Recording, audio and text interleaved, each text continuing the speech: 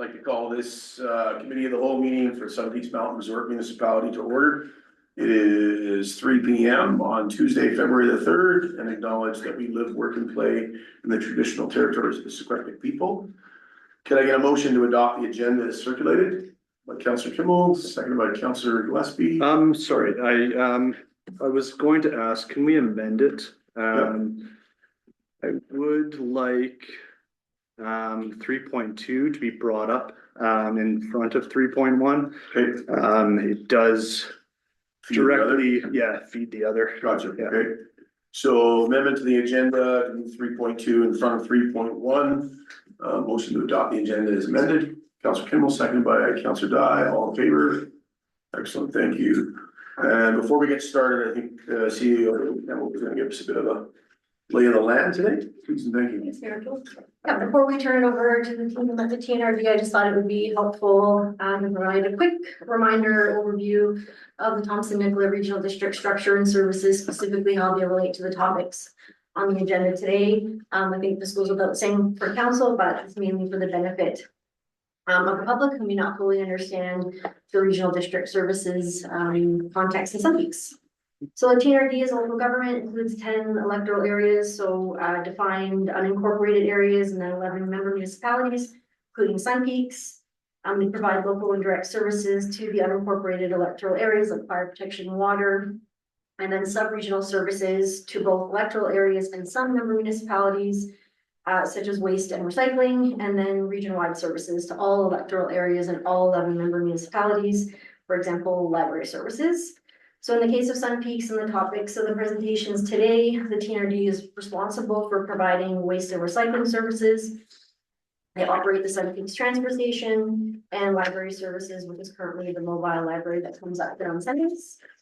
For those services, the TNRD determines the amount of money needed to fund those services. Sun Peaks municipality then collects the requested funds from residents and property owners, and that's then forwarded on to the TNRD. While the municipality and council have no direct decision making over those services, Mayor O'Toole, of course, sits on the TNRD board as voting director. So there is that representation and accountability, and there are opportunities like today where the TNRD comes in and engages with member municipalities on any future level service, on any future service level changes and impacts. Excellent. That I will turn it over to TNRD. I don't know if we varied the order of. Yeah, so just FYI, I know you're pretty good at thinking on your feet, Jamie, so we'll start with 3.2 if we could. And I'll turn the floor over to our TNRD General Manager of Operations, Jamie Garrett. And you're good to go. Yeah. Resetting of the. And it's slides, 3.2, the organic. I don't know. Yeah, 3.2 is your organics one, correct? Okay, so I'll probably do my same introduction, make it flip-flop. And we actually kind of got ahead of me. What I was gonna say is we were kind of gonna present them together anyway because they feed into each other. Okay. But we're gonna stop the questions and discussion. Okay. But we can switch the order. If you want us to present the content on the organics first, we can. So if you'd like Tell me to. what. Sounds like it. Do that. Yes. Do the full, yeah, okay, that'd be great. Okay, thank you. So thanks, sorry, as Leo Campbell said, my name's Damon Vieira, I'm General Manager of Operations, so that includes our solid waste department, but it's also incorporates 3 other departments, our community emergency services, fire protection services, and our utility services. And with me is Adriana Mayu, she's our Manager of Solid Waste and Recycling. So yeah, what we intend to present today, and we'll do it in the opposite order, but 2 things that are definitely interrelated, and the reason we're presenting them today together and planning on implementing them and rolling them out at the same time is intentional because of how closely related they are.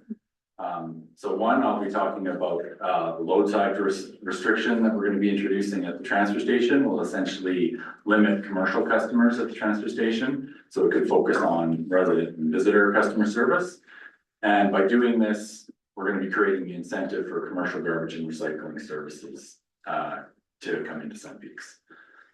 And then related to that, separate related topic, Adriana will present on the organics waste ban, and that falls under the TNRD mandatory recyclable bylaw. So what that'll be is amendment to TNRD's existing bylaw that applies at all disposal facilities around Kamloops and Sun Peaks. And so the way it functions, it'll introduce fines for loads that contain high quantities that pass the threshold of organic waste. So we're talking about kitchen scraps, food waste, that sort of thing. And then again, by doing this, it creates the incentive for commercial compost collection services to be.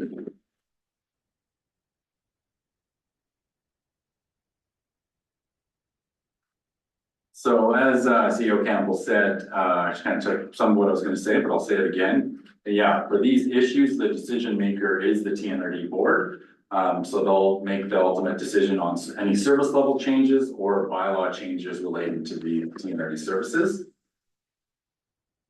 But so why are we here? Well, we're here ahead of the TNRD making any binding decisions on there to talk to you, the impacted council, impacted residents and businesses of these policy changes. So we want to have a discussion with you, present this information, answer questions ahead of going to the board with any recommendations coming from staff.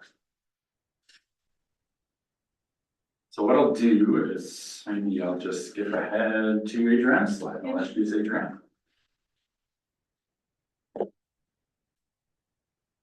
Skip ahead. Slow system. Yeah. Just have to jump in. If you read really fast, you can see my presentation. There you go. There we go. Okay, thank you, Jamie. And thank you for having us here today. Again, I'm Adriana Mayu. I'm manager of solid waste and recycling at the TNRD. So I'll be presenting on the topic of the organic waste disposal ban. Sorry, let me just go to the clicker. Oh, down. Okay, thank you. Okay, so first I'll give a little bit of background on what the mandatory recyclable material bylaw is. It's a bylaw that's been in place in the TNRD since 2022.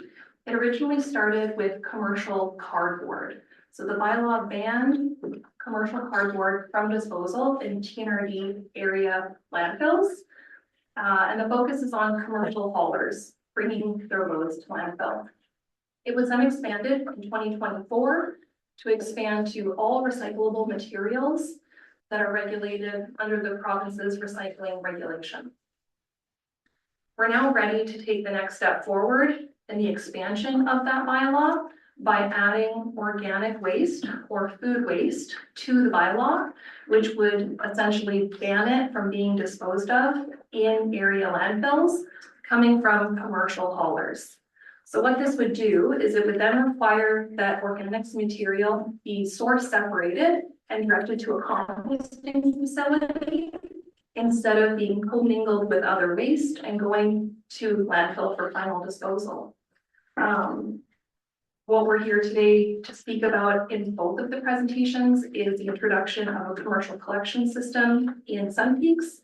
And so that would offer a solution for organic material being disposed of from landfill. Oops. So some background, where does this come from? So the TNRD, as all regional districts in British Columbia must have, is a regional solid waste management plan. It's required by the province, and each solid waste management plan also needs to be approved by the province. Our current regional solid waste management plan has a 10-year life cycle, so implemented in 2018. And the goal of that plan is reducing waste to landfill.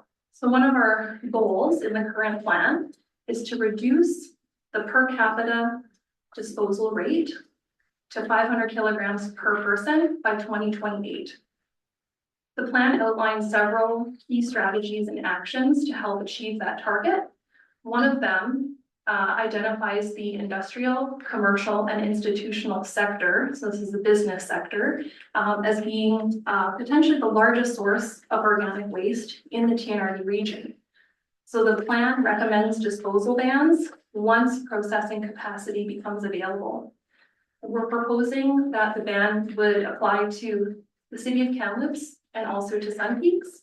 The city of Kamloops, because 68% of the regional population is in Kamloops, and it's a major source of ICI activity. And then in Sun Peaks, because seasonal tourism drives high food waste volumes in this area. Current conditions, why are we doing this now? The biggest piece is that private sector processing capacity is finally available near Kamloops. And this is at the Swexton Engineered Waste Management Facility, which is operated by Grassland Organics in partnership with Tecumseh Chissabra. The facility is located at the intersection of Highway 5 and the Holston Connector or Paul Lake Road. There's also a secondary facility, which is a little farther away. It's operated by Ontario Environmental, and it is near Cache Creek. One of the big components in the plan requires that the city of Kamloops have residential organics collection. That has been completed a couple of years ago. The city is now doing citywide organics collection for the community. However, most commercial food waste is still going to landfill in the city of Kamloops. So right now it's the city is just doing the residential collection and much of the commercial food waste is still going to landfill. So this is an opportunity for us to preserve landfill airspace and also defer capital costs. What that means is when we divert major amounts of waste from a landfill, we preserve the life of that landfill and we can delay costly expansions. The TNRD undertakes regular waste audits, which is where we look into the waste stream to see what the composition is. The most recent audit was done in 2024 and revealed that 44% of all waste to landfill is compostable organics. So it is a significant part of the waste stream. When organics decompose in a landfill without oxygen, they create methane gas, which is a contributor to greenhouse gas emissions. So some regional contacts happening in other places. Banning organics from landfill is not something that's new. It's been happening for several years in other areas. The District of Nanaimo has had a ban in place since 2005. In Metro Vancouver and Capital Regional District since 2015. The resort municipality of Whistler, as a municipality, implemented a bylaw to collect and divert food waste in 2017. And more recently, the Regional District of North Okanagan implemented a commercial food ban in 2022. The TNRD's approach on proposed implementation is we would focus inspection on commercial haulers at disposal facilities during the unloading process to identify organics. This would trigger haulers to offer separate collection service to customers, as fines are typically passed along to the point of collection. The mechanism that we would do this is to add food waste as a new category under our existing mandatory recyclable material ban. So we'd be using our existing regulatory framework and enforcement processes. What we did prior with cardboard and also recyclables is we really emphasized education, collaboration, and a phased rollout to make this successful. And we did provide a draft implementation plan to our Regional Solid Waste Committee in October 2025 to gain their support before moving forward on the food waste portion. I thought it would be useful to give a little bit of background. So prior to implementing the disposal ban on cardboard, this was a common type of load that you would see at the landfill. So this is dumped from a commercial hauler. You can see that it's mostly cardboard. This is a highly recyclable commodity, which actually can make money in the market depending on conditions. And without a bylaw in place, much of this was just going to landfill and being buried. Some other examples of what those loads would look like. And I'll just go back to this one for a moment. So it was determined through consultation at the time that in order to determine when a fine would apply, a 10% threshold by volume is what's used for cardboard. So when this load is inspected, a bylaw enforcement officer visually inspects the load. If it contains more than 10% by volume of cardboard, a fine may be issued. And the fine for cardboard is based on the total disposal fee. So let's say this was $100 disposal fee, the fine would be 50% of that. So they'd be paying $50 for this. Some other examples of the loads that came in, I think these are all at Mission Flats landfill, for example. And what have the results been? Here's a graph showing kilograms of commercial cardboard recycled across TNRD facilities from 2021 to 2025. The ban was implemented at the end of 2022, just the second bar there, and you can see there's been a clear increase in the amount of recycled cardboard since the implementation of the ban. We did develop resources to help support haulers with the rollout, which included several options for bin decals, educational rat cards, and also a letter of support. And the letter of support is something that a hauler would give to their customer to say, here's notice that this is now a requirement that you separate your cardboard, and it helps link together for them where this is coming from and that they can get in touch with us for additional information. So this is a key piece of rolling out something like this, is providing the resources that support the haulers and the customers.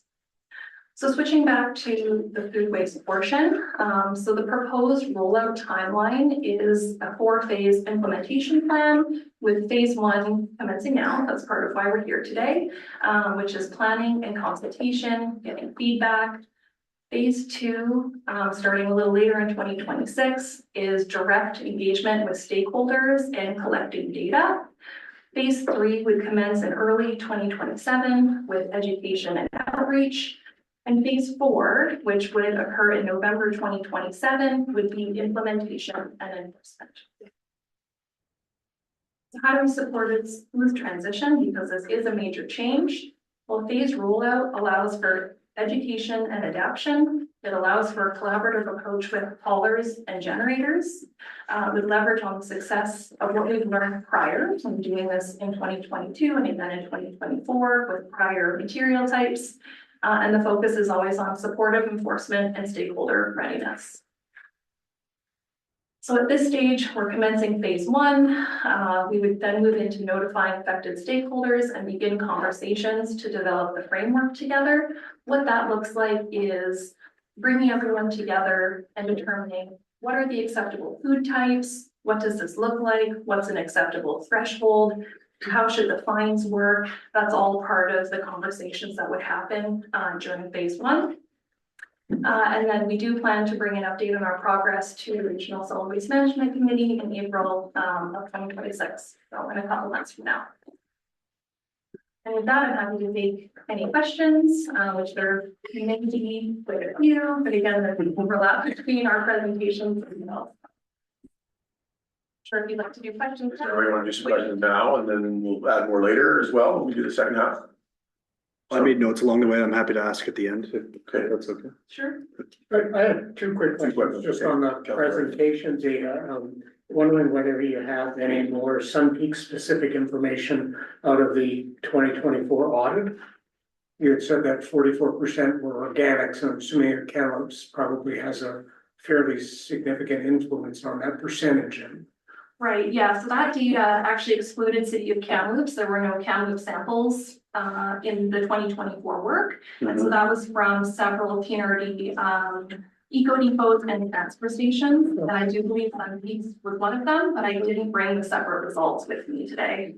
Okay. Okay, and then my other question was on the cardboard ban. So you saw this significant spike, but I'm wondering if there's anecdotal information as to why it's falling since it spiked. Yeah, definitely. So 2023, there was the Terra fire that occurred and the recycling plant. And our South Thompson Eco Depot acted as an intermediary for all City of Kamloops recycling, including the commercial material. So this is why you see the spike in 2023 and it falls down a little bit afterwards. Yeah. Okay. We'll go ahead then with the next half, if you guys are good to go. Great.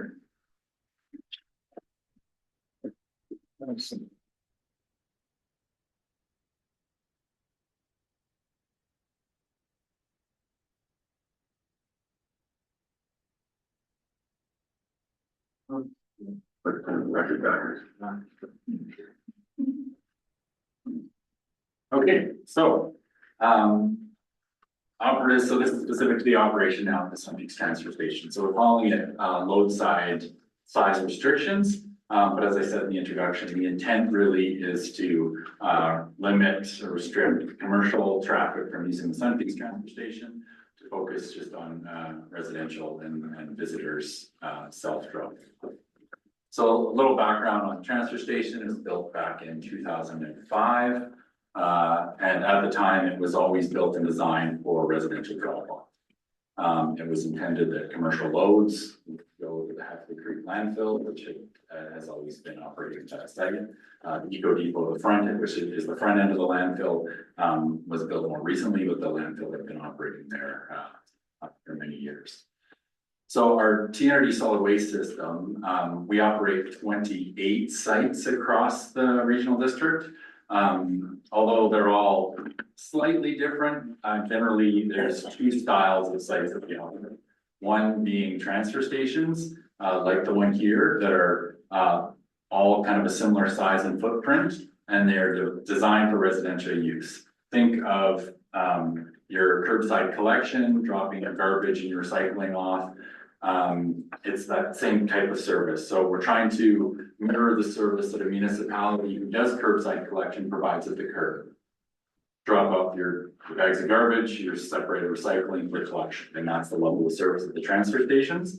And then the Eco Depots, where there's 8 spread out across the region, that's really the focus to, they're either attached to a landfill or they provide all the same services that a landfill does, and we transfer the waste out of there. So that's where you go with construction waste, demolition waste, and then any kind of construction, industrial type recycling, where we have scrap metal piles, where we have take yard waste, that type of.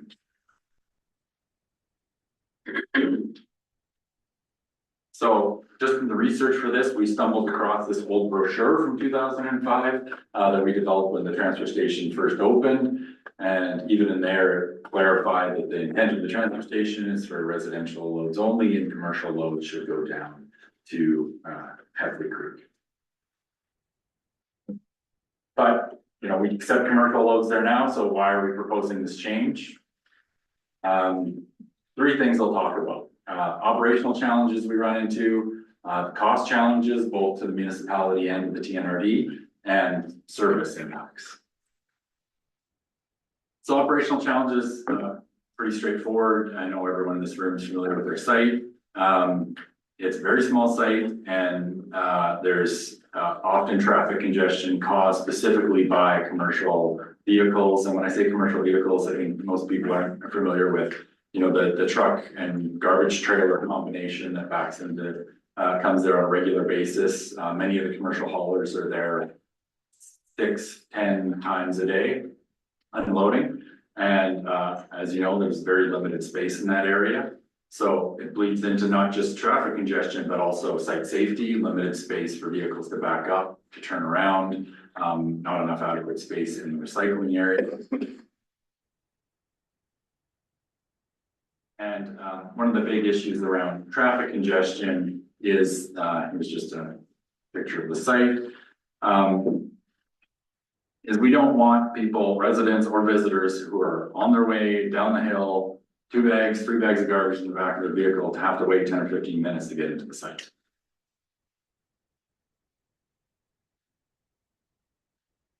So cost, what are the cost impacts? So first I'll talk about cost to the municipality. So if you're not aware, the municipality pays all disposal fees for all waste dropped off at the transfer station. So this is a unique scenario. So the TNRD bylaw sets disposal fees for all TNRD operated facilities. The disposal fees are technically still in place at the Sun Peaks transfer station. But then what we do is we track those loads, weigh those loads, and then the municipality pays all the disposal fees associated with those. This was set up when the site was first built as a way to ensure that, you know, proper disposal wasn't a hindrance to visitors and guests of the resort community. You know, from a staff perspective, I still support that. It makes sense in terms of, you know, how Sun Peaks operates, that it's important to just make it easy for people to drop off the residential waste. But what that's now leading into is this significant cost that the municipality is bearing for covering the disposal fees of what is commercial business operations. So we estimate, based on loads, we can't track this exactly because we're not, weighing every load or tracking, every bag that's dropped off, but we estimate based on the traffic volumes, about 60% of the material is from commercial operations. So that's equivalent to about $27,000 annually cost that the resort municipality is picking up. Sorry, what? Jamie, quick check there. Can we just clarify, when you say commercial, what do you mean by commercial? Yeah, so a good question. Maybe I should have clarified that. Maybe I'll start with what I mean by residential, what the site's designed for. So if the site is designed for a resident or visitor coming in with the waste they generate from a single family home. So 3-4 bags of garbage in the back of the car, a couple bins full of recycling to sort out there. Now, I know that a lot of the material that we consider commercial is generated from stratas that are residential properties. But again, following, which I'll talk about in a minute, industry standard is strata properties are also commercial. So anywhere where you already have a central area collecting garbage, that becomes commercial waste. So the majority, when I say commercial users of the Sun Peaks transfer station, the majority of those are property management companies in Sun Peaks. This is just the table showing you where that $27,000 number came from. So the third column there is the annual fees that Sun Peaks has paid, disposal fees. And then if we estimate that about 60% of that is from the commercial sector. So we came up with that. So there's also cost to the TNRD. So TNRD Solid Waste Service pays all the operating costs of all the sites, including Sun Peaks. So obviously a significant cost is hauling the material down to the landfill. So based on that 60% estimate, it's about $38,000 in hauling costs that we allocate to that commercial material. So as I mentioned, this is the TNRD Solid Waste Service. So just a reminder that TNRD cost equals Sun Peaks cost to taxpayers.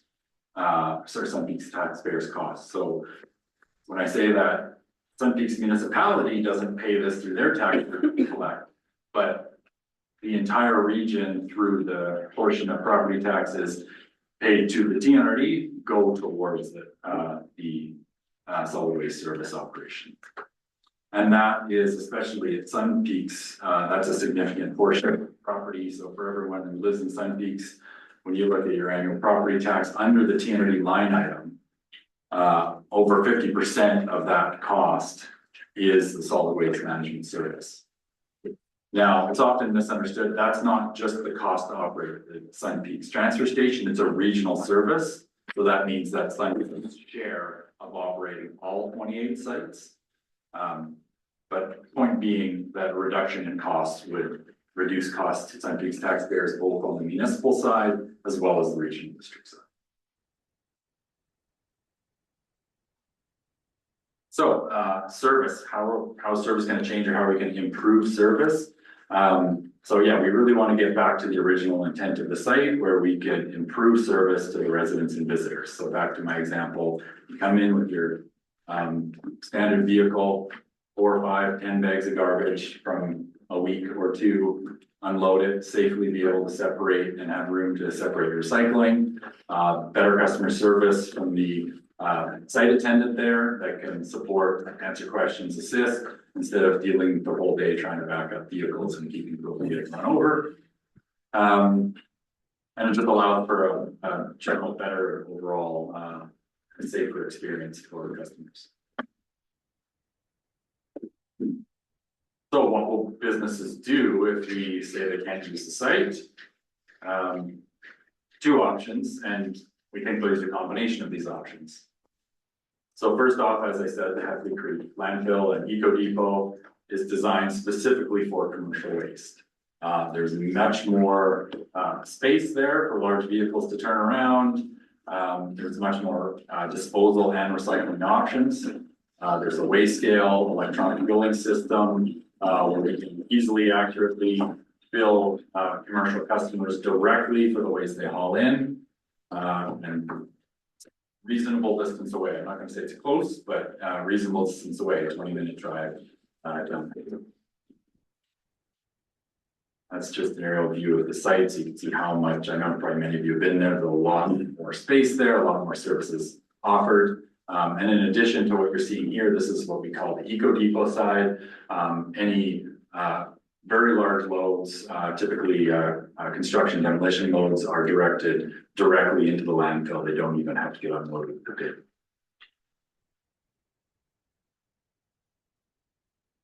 But really what we think, and really the whole crux of this, what will happen is we'll be providing the incentive for commercial collection service to be established in Sun Peaks.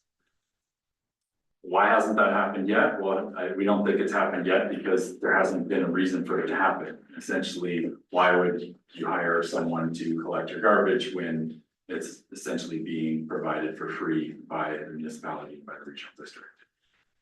So what that looks like is, again, related to Adriana's presentation, having both garbage, cardboard, or some sort of recycling collection, and organics collection from businesses.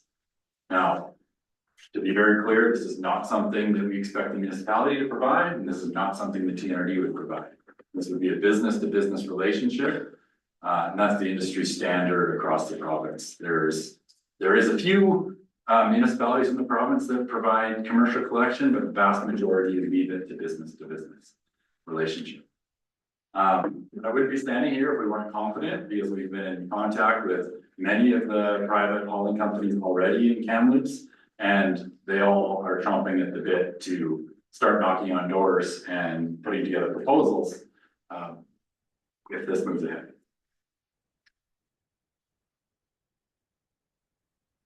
So timeline wise, yeah, we're here first before any official changes have been made or presented to our TNRD board. So we wanted to provide you notice, hear your feedback, answer any questions.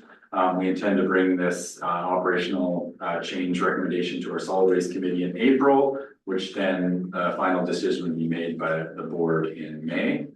And then we would move forward with communication and outreach to all the businesses and definitely engaging with the commercial haulers well ahead of time to have them be out there knocking on doors and setting up business-to-business relationships. With the hope that this would take effect in time for the start of next ski season, things ramp up December 1st, 2026. So we're putting out there for a planned implementation date.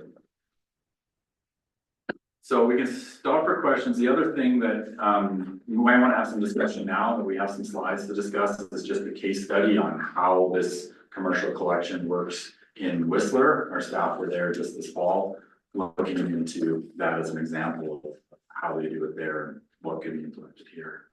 I'll put it to the mayor if they want. If you want to stop for questions now, or want me to present some of those slides? I'd like to see the commercial side go first. There you go. Where's your answer? We'll let Councilor Gillespie be wrong.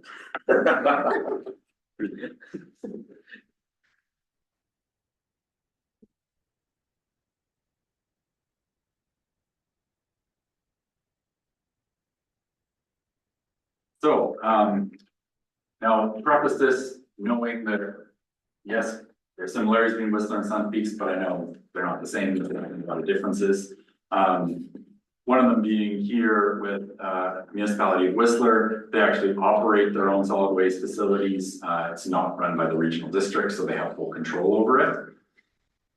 So what they did in 2017 was the municipality introduced a bylaw that required all commercial businesses to have commercial collection. So they didn't provide the collection, but they actually said to all the business, you must have 3 separate collections in your place of business, one for compost, one for recycling, one for landfill. And also the bylaw enforces that the business owner is also responsible for managing the contamination of that. So they need to figure out how to keep it clean enough that it's acceptable at its ultimate destination. So also in that bylaw, it very clearly states that commercial waste in their bylaw calls it a waste hauler. So anyone essentially more than a passenger vehicle cannot use their, what they call municipal depots, so they have 2 municipal depots, and those municipal depots are, like I said, focused on residential customers only. It's a self-drop, self-sort, scenario. Any commercial material has to go to what they call their transfer station, so it's kind of backwards naming here. Because our eco depots for commercial and transportation, we're saying is residential. And they've had this in place, this restriction at this municipal depots well before 2017. 2017 was when they put in the bylaw requiring commercial collection.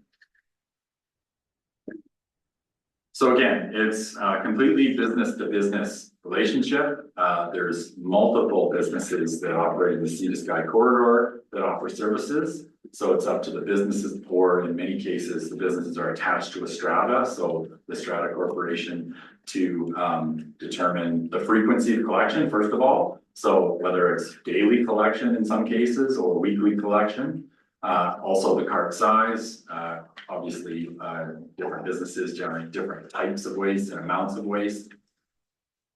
The way the cart servicing works, again, depending on the place of business, but generally speaking, because, you know, Whistler's really, especially the village is tightly built, there's not a lot of room.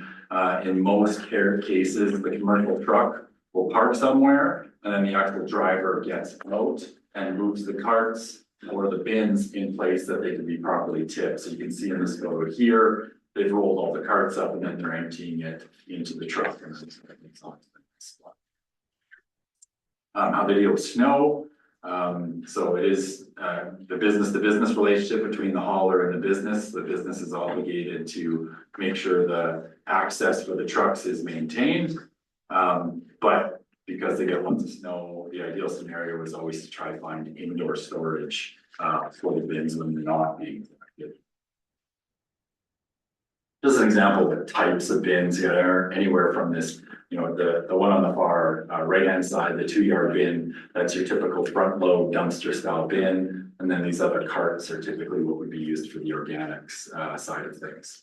So you picture those smaller bins sitting in the back of a restaurant, and that's where the food scrap would go. They would probably have multiple ones of these bins. As they fill up, then they move them to wherever they're storing the material for collection. Also note on the right-hand side, that 2-yard bin, if you're used to seeing these around Kamloops, they don't have wheels on them, but when you see them in larger, more urban areas, I mean, in Whistler, but also in Vancouver, anywhere in Metro Vancouver, they're on wheels. Because you can't necessarily put them in a place and have them live in a place the truck can easily access. So they're on wheels so the staff can roll them out to a proper place for them to be collected, and then they get rolled back into the car. So in Whistler, these would often live in underground parking areas off to the side, and then for collection day, they'd have to get rolled out for collection. Just a quick question, Mayor, on that slide, Jamie. So when you're talking about these, and I understand, if I understand it correctly, we're talking about a 1-year stagger between the initial move to separating commercial from our transfer station, and then a year later, roughly give or take, we move to the organic now being separated on top of that, correct? Correct. I saw it on the other slide. Yeah, so that is correct. But the idea with the rollout with the organics is that we will be already talking and telling businesses that the organics ban is coming. So the idea being that they might as well roll the start at the same time. The ban is coming, the ban's the fines won't be in place until 2027, but the approval that the ban's coming, they might as well start. So on the organics bins, so you talk about these here, so is this what you're basically seeing in use in Whistler? Is this the program? Yeah. So are they then, because I've been thinking in terms of a strata building. Where you might have more than one restaurant in the same building, but one common loading bay, which is there this is one type of truck coming to collect that. Is that being obviously then collected by a different type of truck? The organics waste, because obviously it's not gonna be lifted by the same piece of equipment. Most likely. Okay. And these are all good questions that we can kind of hatch out. But the short answer, the cop-out answer from my point of view is gonna be, that'll be up to the businesses to decide. Business thing. Yeah, what service they want, and it's also gonna be determined by what type of businesses come up, what services they're being offered. So what I would expect that there probably will be some businesses that only offer organics collection. That might come up with a smaller vehicle that only offer the rental or giving you these roll type carts that don't want to get into the big business of front load. Gotcha. Goods. Yeah. But there's currently those types of services being encountered, and all those businesses will be, I expect will be interested here. Good, thank you. Sorry, go ahead, Councilor Campbell. So there's obviously then a bylaw in Whistler regarding timing of bins, because that's a huge animal attractant and your bins can't just sit outside. For those that are not inside, they're outside. Yeah. So that's managed through a bylaw, and we're assuming that they don't have huge issues there. I don't know if there's been. Yeah, so it is managed through a bylaw there, again, the owner of the waste is responsible for keeping them secure.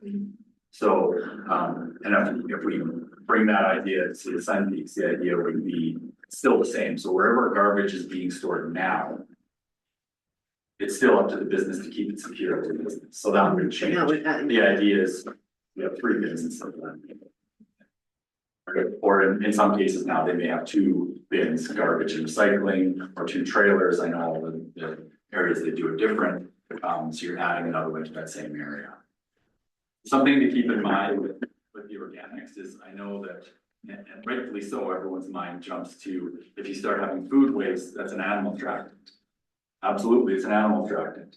But the food waste in your food waste bin is the same food waste that's in your garbage bag. So the animal attractant is there and has always been there. It's there, it's just that now that there's space, there's a whole new sort of concept where if there is a private company coming up, they may have to actually put out bins versus keeping them internally sort of accessible, where your door goes up and a vehicle comes and picks them up. We've now changed that a little bit, so there's an extra consideration perhaps.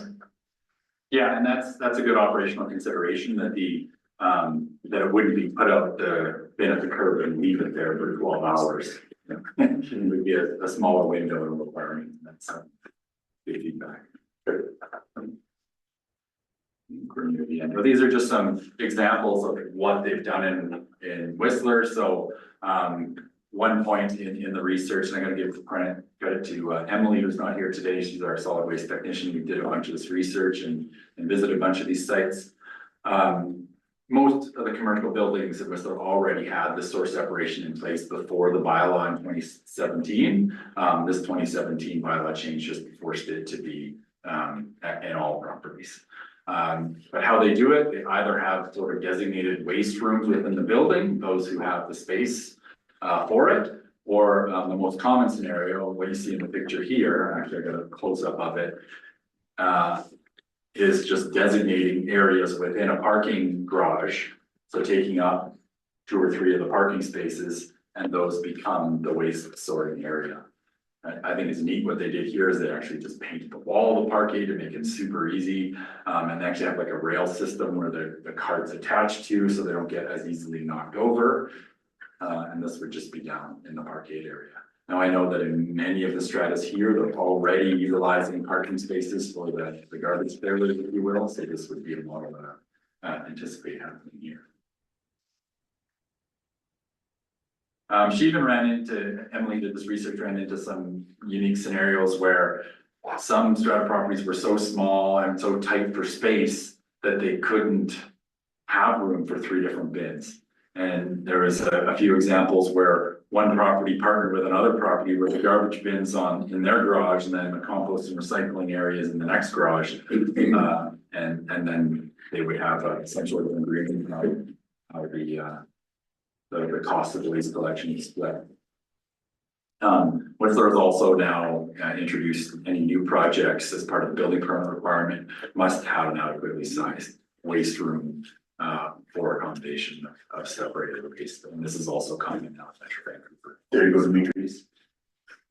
A little more for you.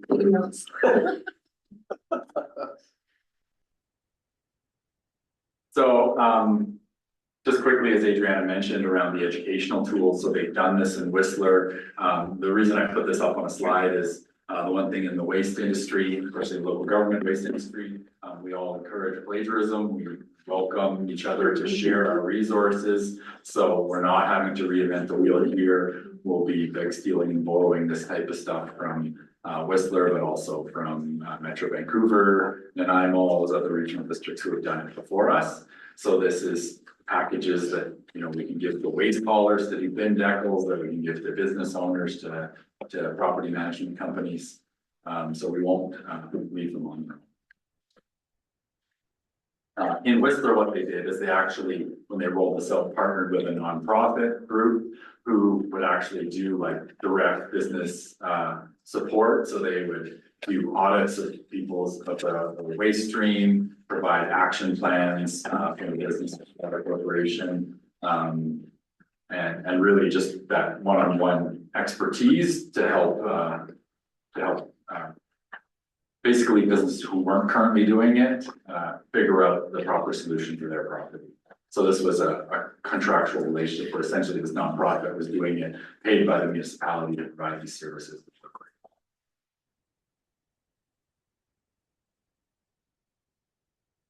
And that is it, back to what I started with. So yeah, as was already pointed out, these two things are very closely related, and that's why we're presenting them today together and intentionally wanting to.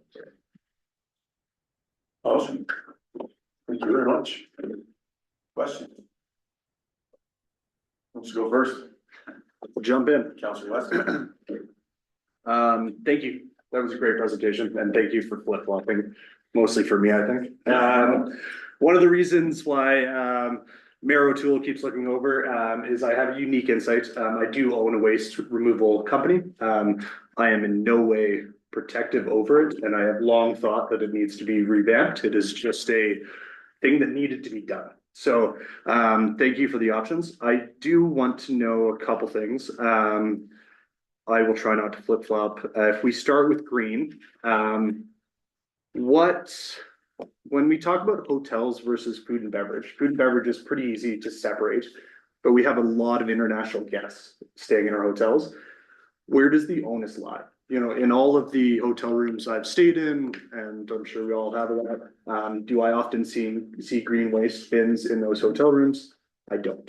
So when we talk about fees and compliance and stuff like that, what does that look like for our international guests and those of us who host them?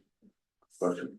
Yeah, excellent question. I'll kind of walk through the order of enforcement to explain what we do. So to answer your question, where does the onus lie? So it would be a TNRD bylaw that's enforced at the disposal location. So back to Adriana's cardboard example, we're actually looking what comes out of the back of the truck, and whoever's names on the side of that truck is who gets the fine. So that's where the ultimate onus lies. So then back to the business relationship, it'd be those haulers that are working with those customers to try to figure out a way to make sure they're in compliance with the rules. Now, your point around hotels versus food and beverage, very good one. And I agree, it's a nightmare trying to get people on vacation to separate any sort of recycling, let alone food waste. But in reality, we're going after the low hanging fruit here, where the amount of food waste, being generated in a hotel room is very minimal. Yeah, it kind of depends where you are. I'm in a hotel where there's 177 rooms. All 177 of them have access to at least an efficiency kitchen or a full kitchen. Yeah. So these are condo suite hotels. There's very few hotel rooms in Sun Peaks that are a typical hotel room, which is different than most municipalities and certainly different than Whistler, or in the Whistler Village. I would say the majority, a good chunk of the hotel rooms are about half, 50-50 have kitchens, where here I would say you're probably looking at, other than one hotel, every single hotel has a kitchen in it. Yeah. So it is definitely a bit of a different setup. So the councilor's Dye's point then, and this just kind of ideas thing is that it sounds like then in that model, hotels likely need to look at small scale separation within the units to take load off their staff.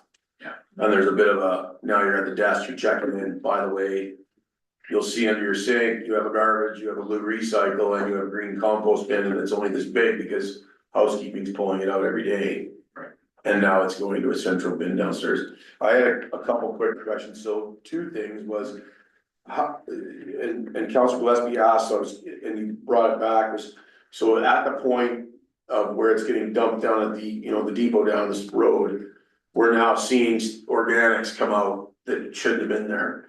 But they've meanwhile picked up at 15 different businesses up here. So does that now start putting the onus on the driver of that? To be kind of looking at with cameras or whatever's mounted on the truck, what's going into the bin when he's offloading at building A versus building B to get a sense of who might not be separating their organics properly, as an example? Exactly, because the bylaw, again, the bylaw is enforced, the penalty is the hauler. So then the haulers need to figure out how they can come into compliance. So depending on how many customers they have, Yeah. you know, are they doing random checks to make sure there's Yeah. compliance? And this is where we're gonna work closely with the haulers, and I also wanna stop there and talk about going back to the, you know, how do you separate it in the hotel room? We haven't yet decided, or even made a recommendation to the board, what that threshold is, how much organic waste is going to be acceptable before it triggers a penalty. Gotcha. We know it's not gonna be 100%. With cardboard, I mean, cardboard was an easy one, it's really visual and comes out the back, we get 10%, if it's over 10%, you're subject to the fine. So green waste. Will it be 10% green waste?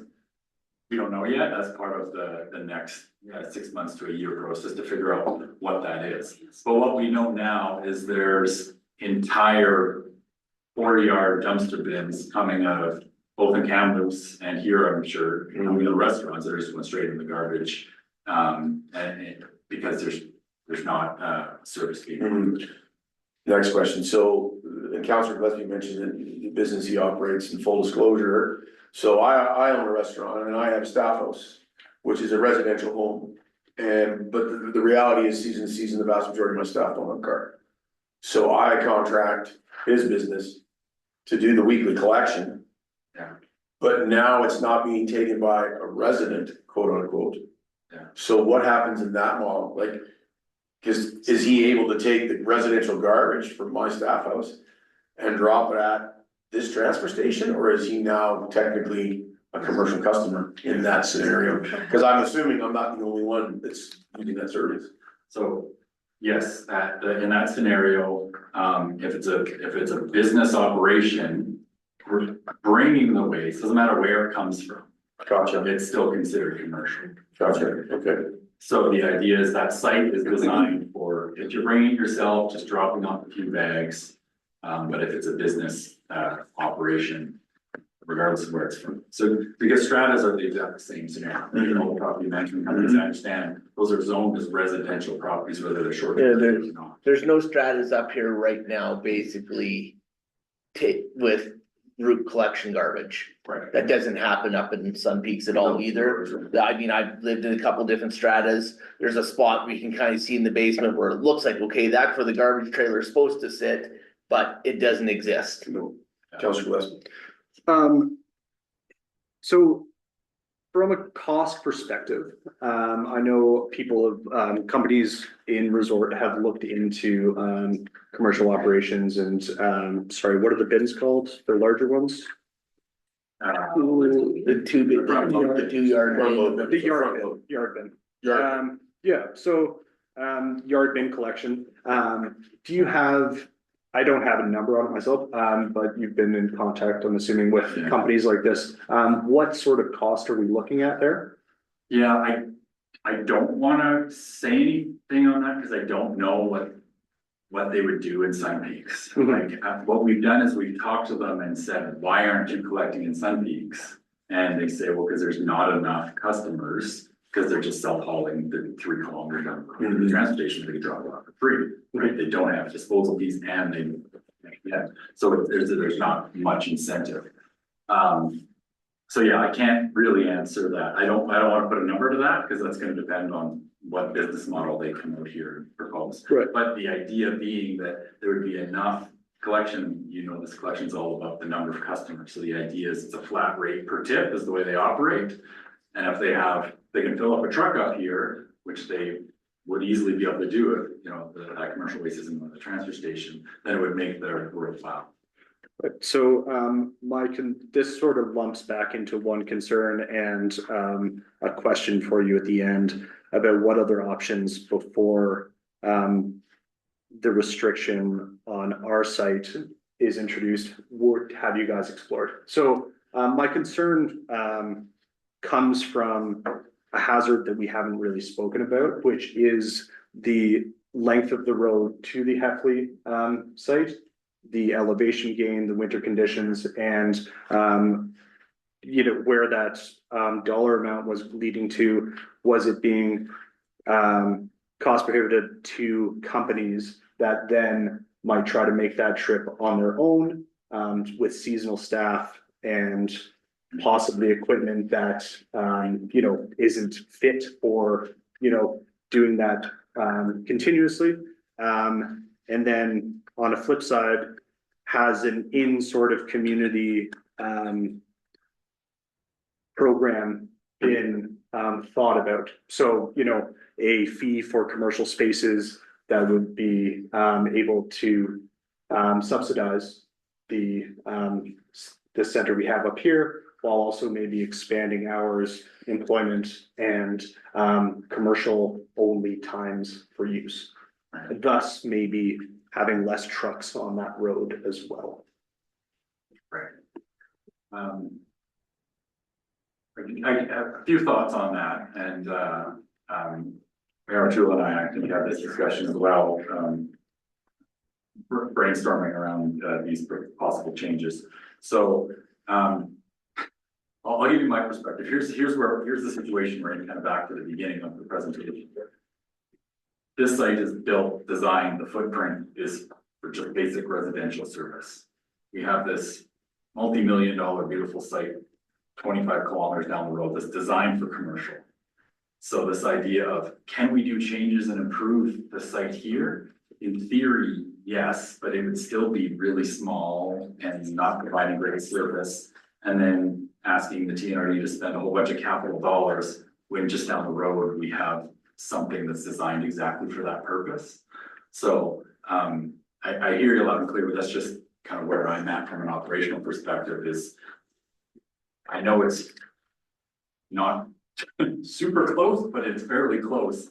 That site that's designed exactly for this purpose. And that's the hang up that we have from an operational side. Well, I think Councilor we can kind of go on and sort of expand on that a little bit, like it's pretty much every year when we look at good things, we'll get to when we get to 3.3, then we'll get to a point when we're happy with you, where we're not happy with you now. But let's be perfectly honest, if you look at Sun Peaks, we're the third largest, we were at one point, I believe we still are, provider of funds into the TNRD. Generally, over the course of the last 20 years, the services we get back from many of these things is far below what I think we should have gotten for dollars over these years.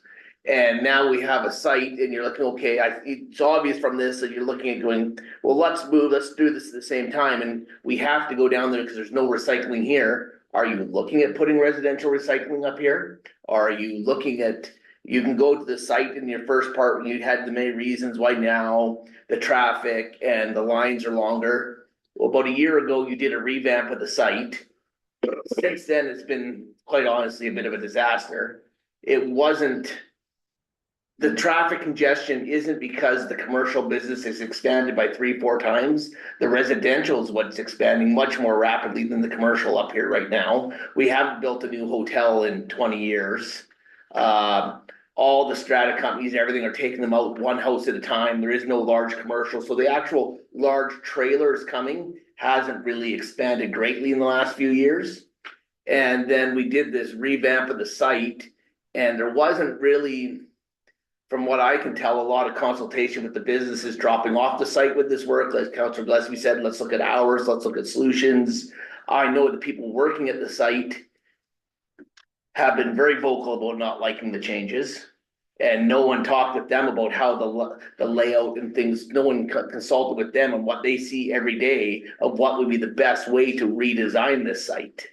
The compactors came and just got dropped off, and it hasn't worked since they've been dropped off.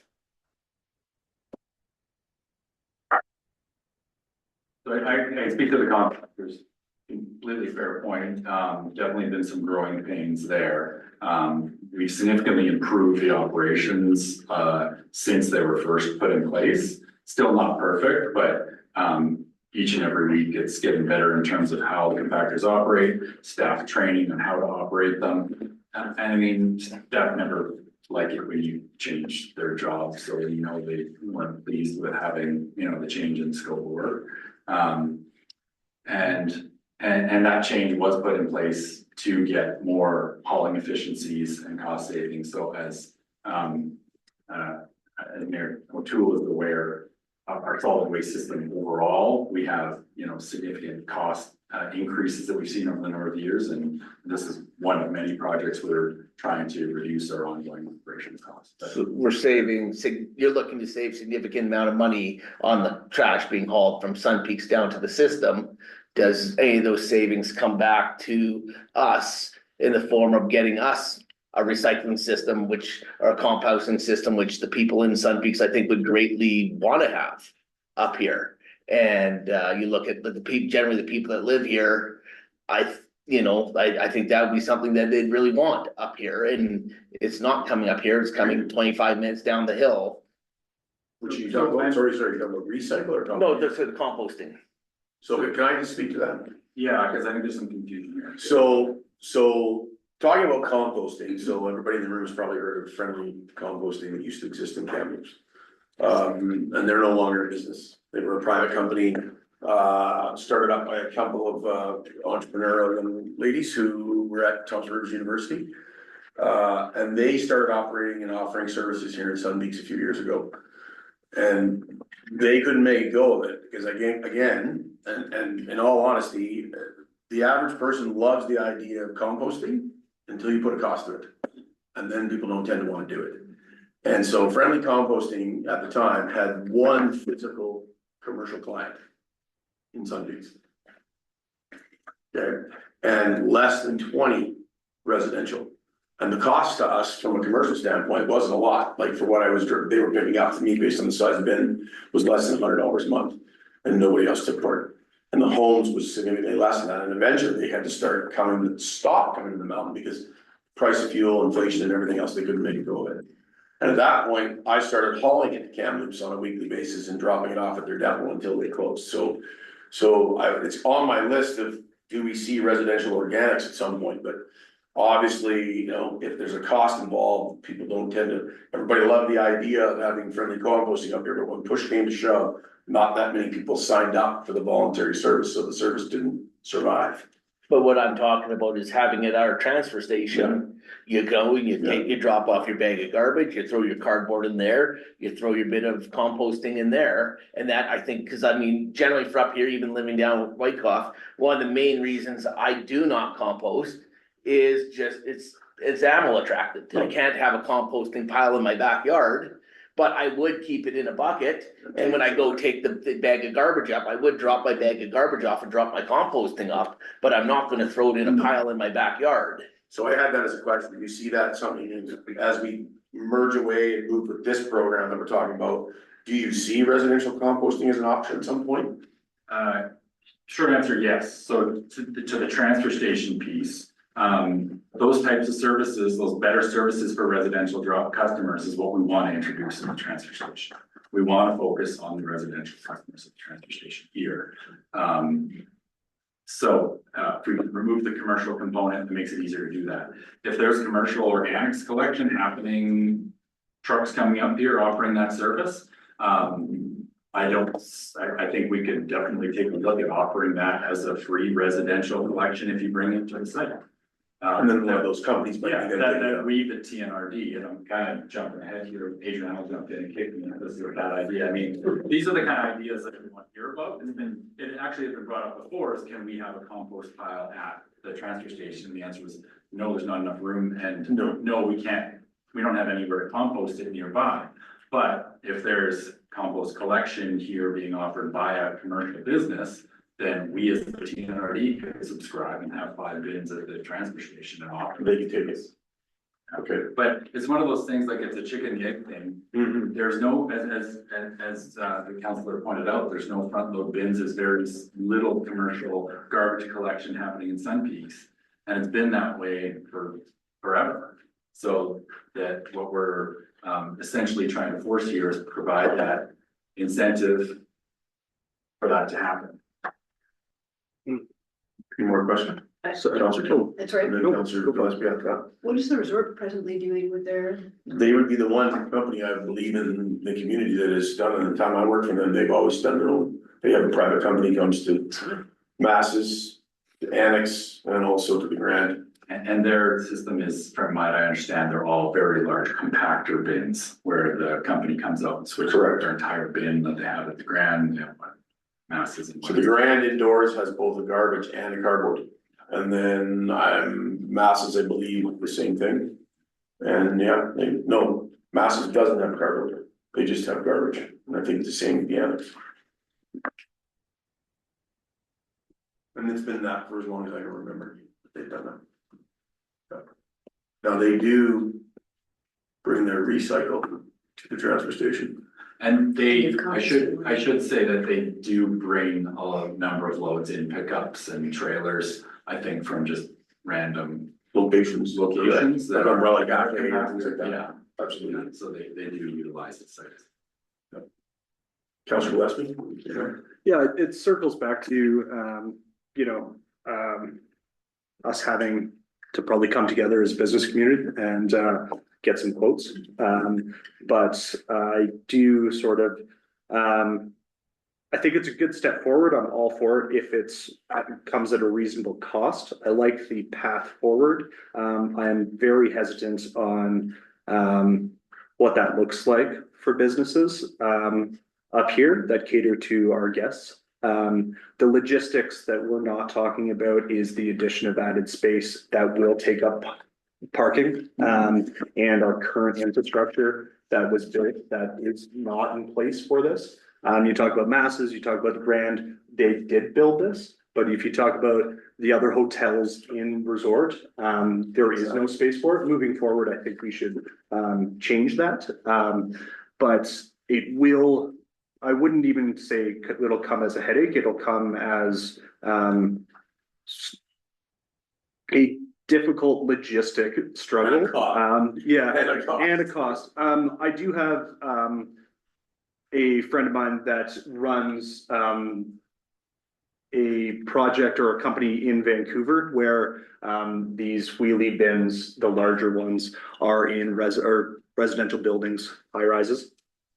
And the idea of getting staff to push these things out of a parkade is flawed. The trucks do not go down there, and the weight of them is not safe for any staff member to try to finagle. So there's also the added cost of a small truck going down and wheeling it out of these parkades. That's the sort of common solution. So that will also be incurred by the businesses and hotels. So I like the path forward. I like the idea, but sometimes these things come in as a blanket solution, and oftentimes blanket solutions do not fit unique communities like ourselves.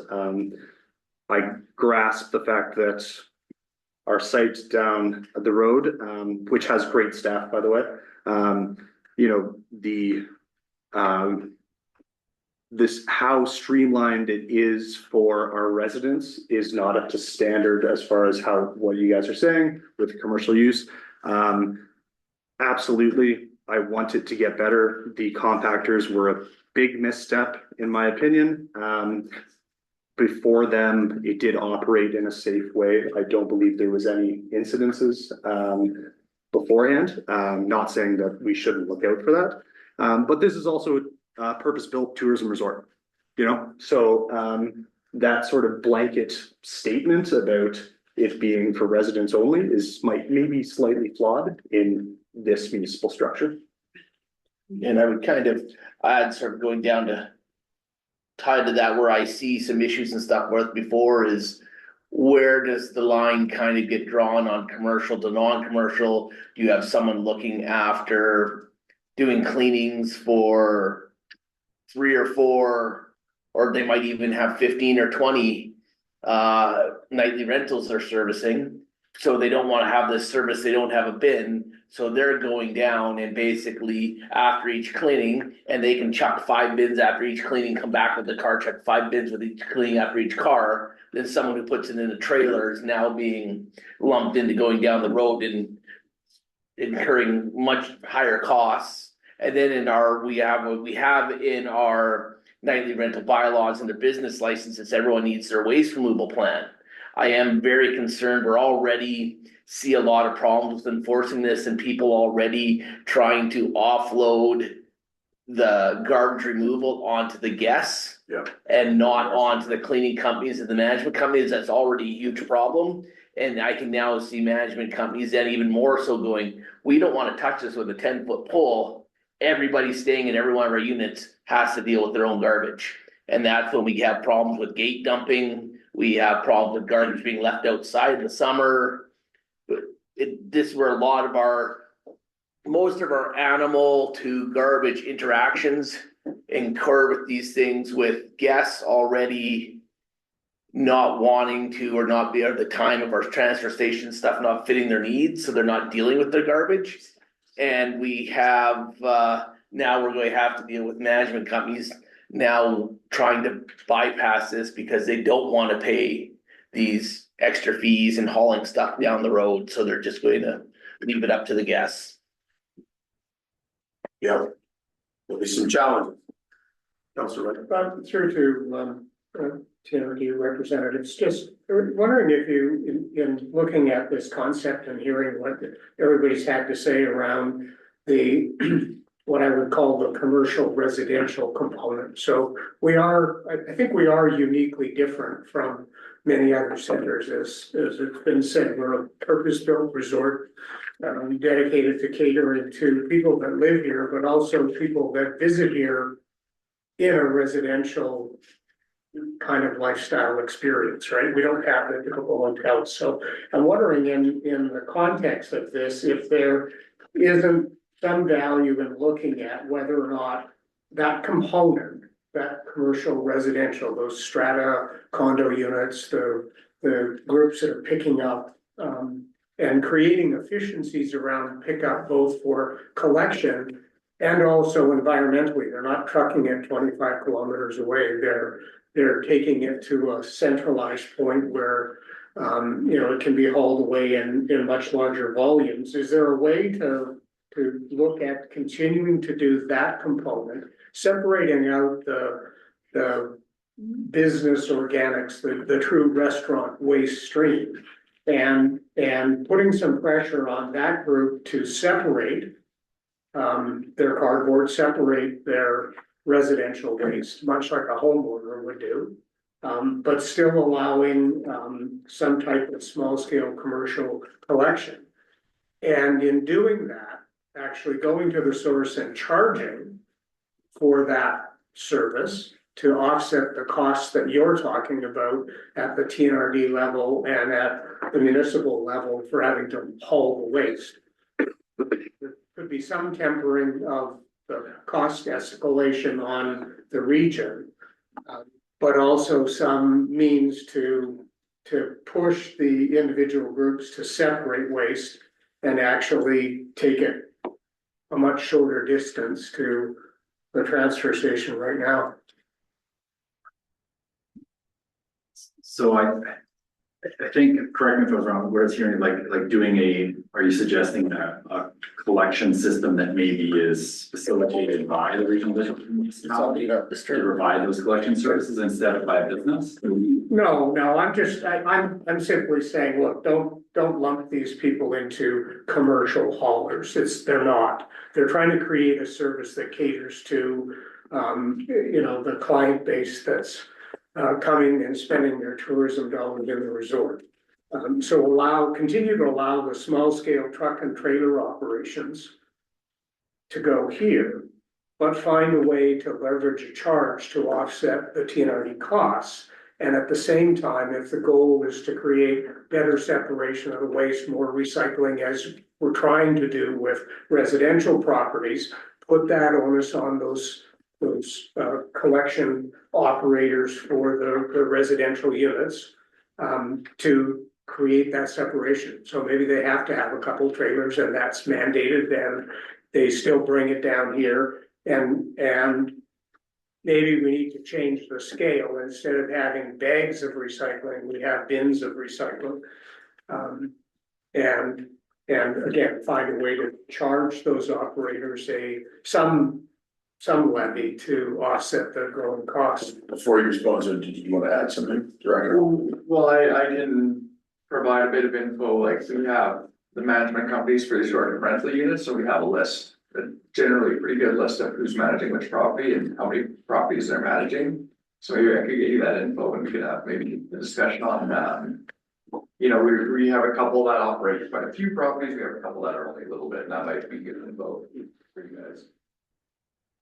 I just want to ask a question, Councilor Wright. So I'm just trying to clarify. So are, with what the kind of concept that you're putting out there, because because I was trying to earlier wrap my head around. So if we're talking a strata building that acts essentially as a hotel, whether, it's neither here nor there, or the loading bay is large enough, but when you start talking about houses in residential neighborhoods that are nightly rentals, now they're starting to become, where's the garbage that comes out of those places get collected to? So, ABC Property Management blows down fairways, leases 6 or 7 homes, fills the back of the van with garbage. They don't necessarily have a central place unless they happen to also be property managing a hotel, but the units in that hotel obviously don't want the garbage coming from.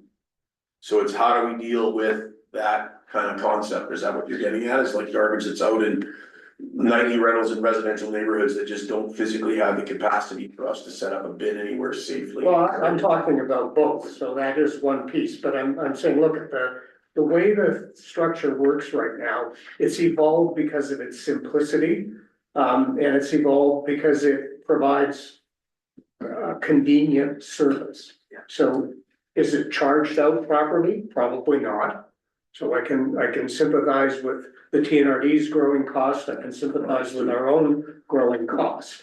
But the reality is that service, whether it's the 100-room condominium development that's being picked up by a small operation, or individual homes that are doing nightly rentals. I mean, we should be able to look at that and come up with a model that says we're going to continue to use small scale commercial pickup of, in essence, residential garbage. The fact that the person's charging for a room doesn't change the nature of the garbage. It's residential garbage. So if we can do that and find a way to charge for that to offset the costs, there should be a way to restructure what we're doing here and leverage recycling, but continue to allow a simplistic means of collection and disposal here, not having to drive multiple vehicles 25 kilometers down the road to a different location. I mean, to me, there's environmental impact from leveraging that too much as well.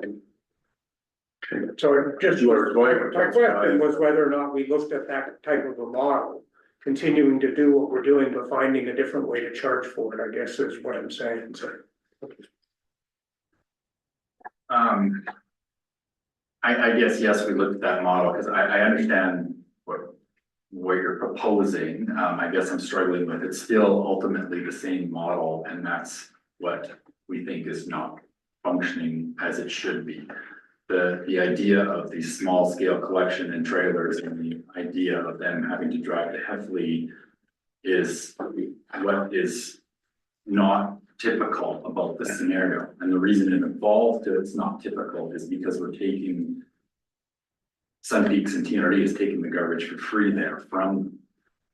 And there's never been this incentive for the efficiency hauling. So I agree with you. We don't want a whole bunch of small loads being driven to Heffley, but what I'm saying is that's not what we see coming out of the back end of this. Yes, there's going to be growing pains. Yes, people are going to be mad at us. Absolutely. But the idea of being a garbage truck that's the same size as one of these bins, filling up here, picking up from the businesses and hauling directly, instead of it being hauled from here, dropped off there, reloaded, then that bin loaded on a truck to drive again, the same size load is what's inefficient. So that's how we ended up here, is that, I hear a lot of these ideas around I think I even heard a suggestion of maybe a separate area, maybe for the commercial to amalgamate their stuff. But then we're ending up with 2 transfer stations instead of 1. Then again, we have one just down the road that offers that service, so. And I don't know, I appreciate all this feedback, I'm just kind of responding by, my operational experience and what comes to mind. Yeah, no, I To argue. totally get that. I mean, it's just, we're sharing thoughts and ideas and challenges, right? And I think the reality of our community is we are not bin ready. Right. If I can characterize it, and I think that is going to present some significant challenges for larger scale commercial operations to come up here and provide that service. And maybe there is a path forward, but I think it will be very challenging for businesses to adjust. And I think that model in turn is simply going to see the large scale providers who now have their foot in the door because they're being mandated to charge higher costs to the local operators for that service because of the challenges, but proof will be in the pudding, I guess, as we find out what they're prepared to offer. And if I may, on that bin ready point, I really appreciate that, and I agree with that, and I think. And I'm saying I agree with it because I don't know well enough. We need to do that work. This is the first time we're having this conversation, admitting we know there's gonna be a whole bunch of these challenges. So how big are they? What needs to be done? We wanna work with you, with the business community, with the municipal staff on what needs to be done before we cut it off. So, we put that December 2026 date in there. That's not written in stone right now. That's what our plan is so far, and you're the first one who's heard that date. Yeah. This is the first time we've talked about it publicly. Yeah, and maybe, sorry, just while we're on this being ready point, I mean, maybe there will be some logistical discussions among business owners that maybe bin ready has to be in a different location than exactly at that place of business, but I think it will translate to cost challenges, I think, but. Councilor Dahlia. Yeah, I think it more just sort of leads to an overall, I think there needs to be a plan of what the long-term plan for the transfer station is as it keeps growing anyways. If in your mind, the transfer station's too busy now, I don't think you're going to take the amount of garbage you think out of it. Certainly the cardboard, I think will go down significantly. I don't think the garbage will go down as much as you might sort of imagine, because I think there is more garbage coming in smaller loads from these properties than you think, and I think we have to be careful not to push more people into just going, well, even if a management company had a small trailer, they're just going to go every time you clean a unit, or you clean 3 units, take the garbage, then come back, clean 3 more units, take the garbage, come back. I mean, that's honestly what I would do. Any more questions? We question out? Nope, I think we've made our points. We're I think, if We got lots of work to do. if I was gonna reiterate any point, I would, encourage you guys to look at the hazard that road actually, places. Look at the elevation. I know you used Whistler as an example. The Whistler, area is 6 kilometers down a flat road. It's incredibly different. I appreciate the fact that the Heffley site was built and you want to use it. But just because it was built does not mean it is the right solution for us. Okay. Thank you very much, Jamie. Appreciate your time. The rapid fire questions. On to the good news. Good warm up, Jamie. Okay, yeah. The librarian brought cookies and coffee. I wish. The floor is yours, Judy. And you sit down, right? Yeah. Yeah. So on that note, we don't actually want to take anything back down the road. We want to bring more up the road for you. So we're going to be talking about, the potential for a Sunbeams library. I just wanted to let you know, I'm Julie Greaser, I'm the general manager of library services at the PNRE. And I have brought with me Melissa Lowenberg, who is our manager of community libraries. She's responsible for 10 community libraries outside of Kamloops, as well as our mobile library.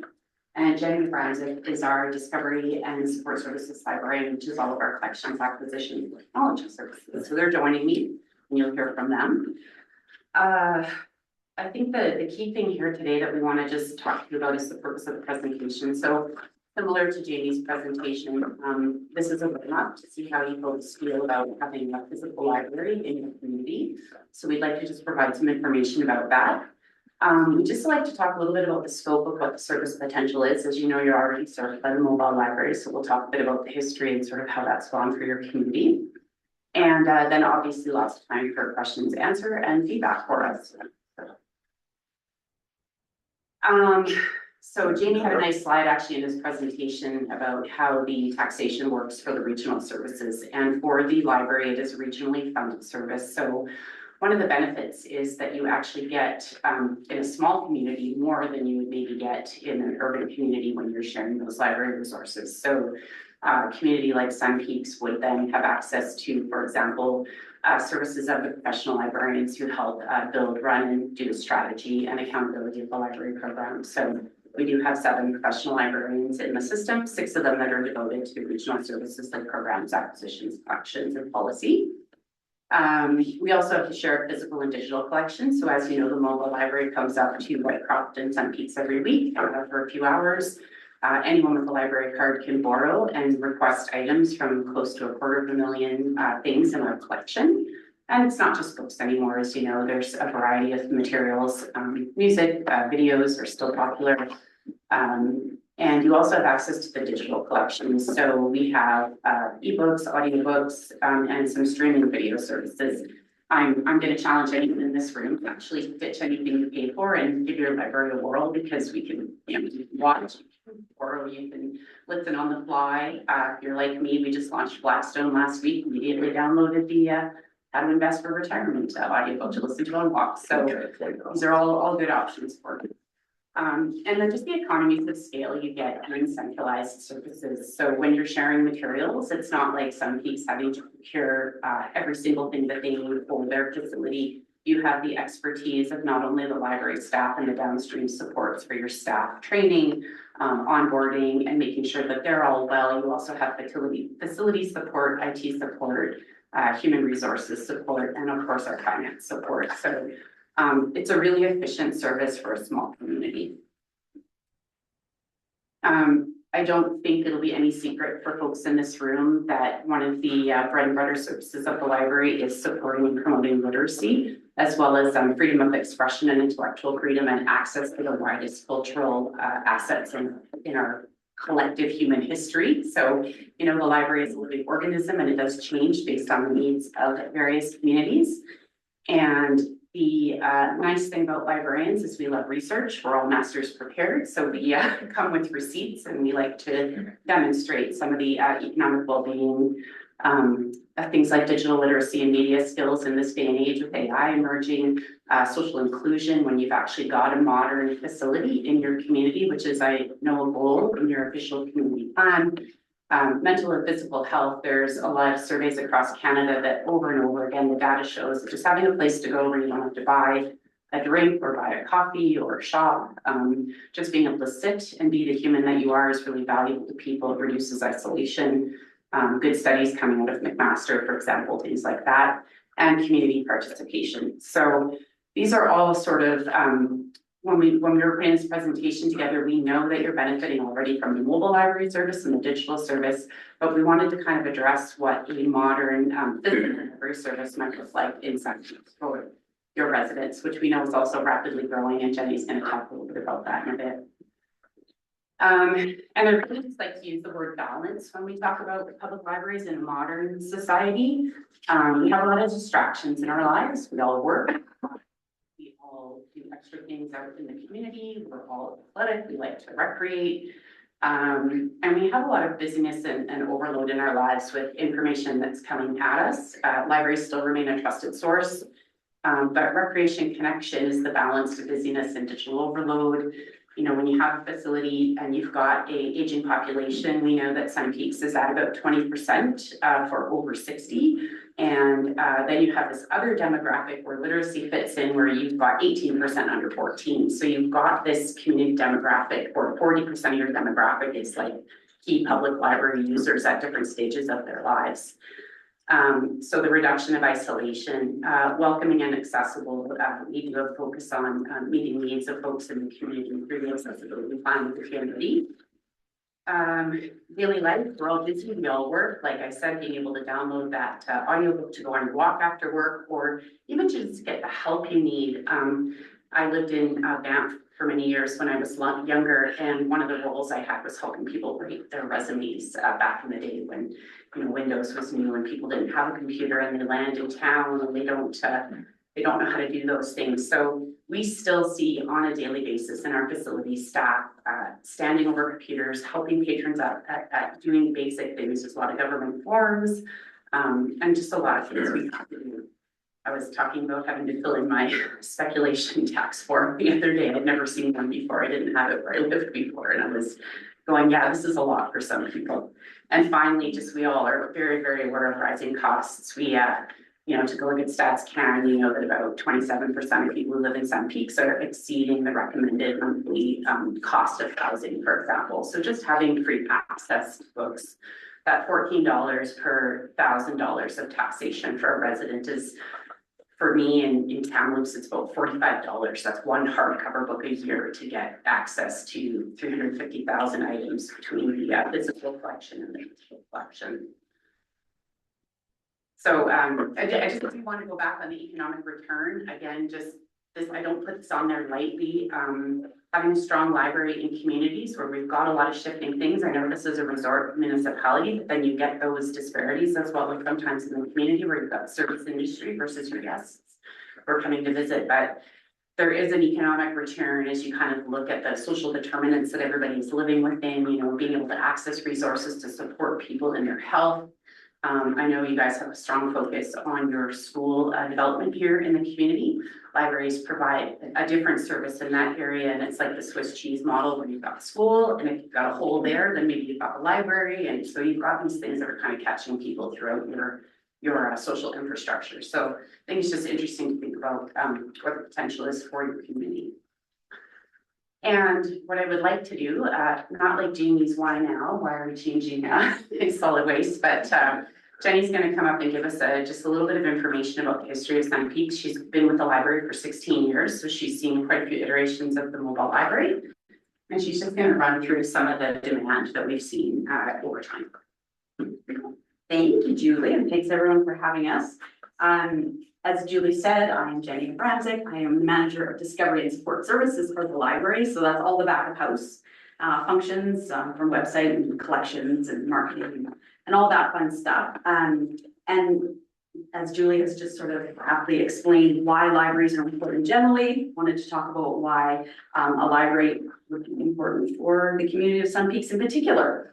So I'm just going to give you a little bit of a brief history on the service so far in Sun Peaks, the growth in demand, as well as the opportunity that us folks at the TNRDC to evolve beyond what the mobile library can offer. Folks here in Sun Peaks. So looking at this first area, and there's a lot going on here. Julie's mentioned the mobile library already. Most of you, I'm sure, are aware of the mobile library if you haven't already visited it.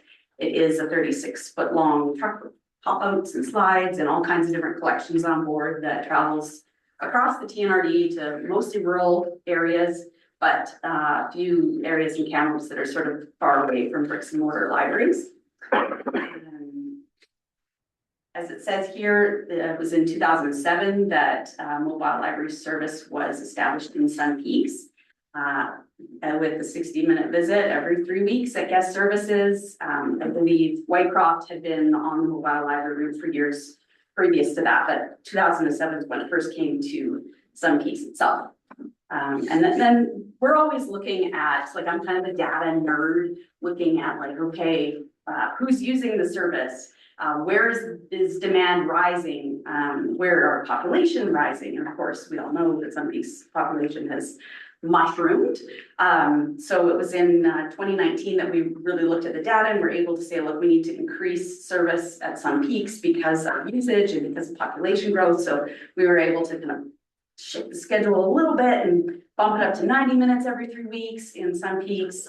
But you'll see 2024 is when we were really able to move the needle and establish Sunday service at Sun Peaks and at Whitecroft.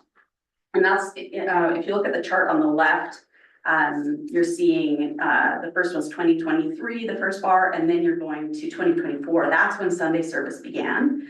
And so we've got 4 hours a week, 3 in Sun Peaks and an hour in Whitecroft. And the purple is Sun Peaks physical circulations, and the green is Whitecroft. So when I say physical circulations, I mean like checking out actual material, so audiobooks and DVDs and books. That does not account for the digital library, which is growing all the time, right? For your ebooks and e-audio and your streaming service. This is just looking at the physical stuff. And what we've seen through the growth is that Sun Peaks is now our busiest mobile library stop in the entire district. So that's not only people entering the mobile library, but our checkouts as well.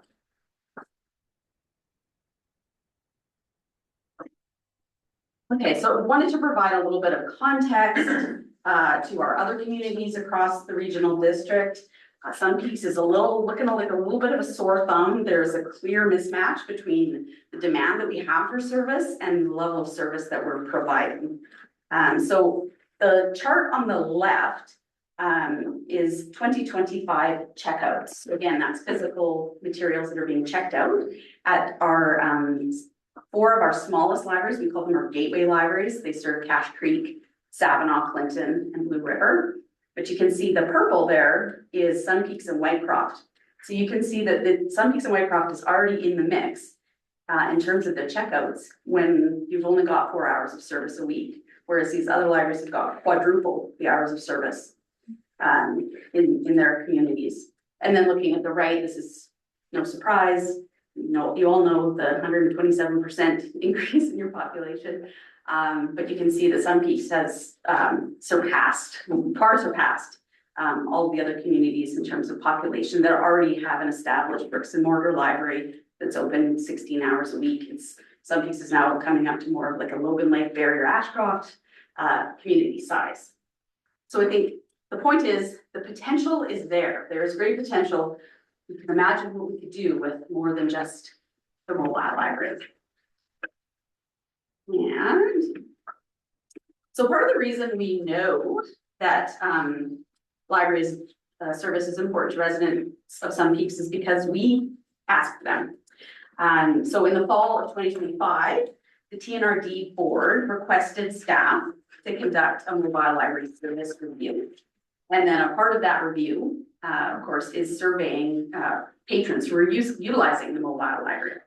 So 21% of the respondents were using the Sun Peaks stop in particular. I just posted a few of the comments that specifically mentioned Sun Peaks, just excerpts from those so that you can kind of see what people are talking about when they're talking about their love of library service up here. And while I do think that people, it's obvious from the comments that they really value the service, and then some of them did specifically talk about the community aspect of having the mobile library and being able to meet friends there and that community aspect. There is so much more that can be offered with a bricks and mortar library than just the collection and being able to sort of say hi and bye on the way out. And Melissa's going to talk a little bit more about that, about all of the other things that come along with that public space that kind of becomes the heart of your community.